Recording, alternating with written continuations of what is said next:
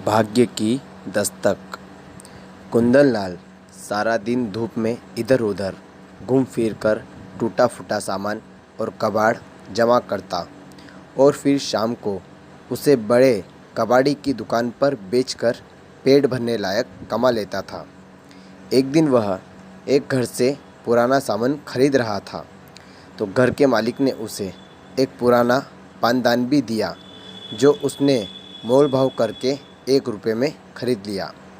कुछ आगे बढ़ने पर और एक घर ने उसे कुछ कबाड़ बेचा, लेकिन घर के मालिक को वह पानदान पसंद आ गया और उसने 5 रुपये में उसे खरीद लिया। लेकिन जब वह काफ़ी कोशिशों के बाद भी नहीं खुला तो अगले दिन उसने कुंदन को वापस देकर अपने 5 रुपये ले लिए। शाम को बड़े कबाड़ी ने भी वह पानदान न खुलने के कारण उससे नहीं खरीदा। अगले दिन रविवार था। रविवार को बाजार के चौक पर कुंदनलाल पुराना सामान बेचता था। वहाँ उससे कोई ग्राहक 5 रुपये देकर वह पानदान ले गया, लेकिन अगले रविवार को वह ग्राहक वह पानदान उसे वापस कर गया क्योंकि वह उससे भी नहीं खुला। बार बार पानदान उसी के पास पहुँच जाने के कारण कुंदनलाल को बहुत गुस्सा आया और उसने उसे ज़ोर से ज़मीन पर पटक कर मारा। अब की बार पानदान खुल गया।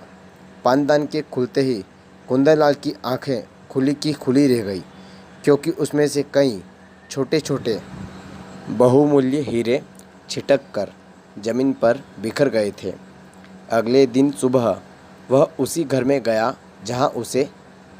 जहाँ से उसने पानदान खरीदा था। पता चला कि वे लोग मकान बेचकर किसी दूसरे शहर में चले गए। कुंदनलाल ने उनका पता लगाने की कोशिश भी की, लेकिन नाकामयाब रहा।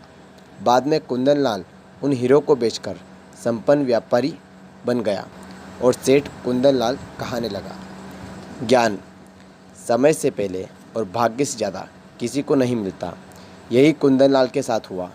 वह तो किसी तरह उस पानदान से छुटकारा पाना चाह रहा था जो कि बार बार लौटकर उसी के पास आ जाता था।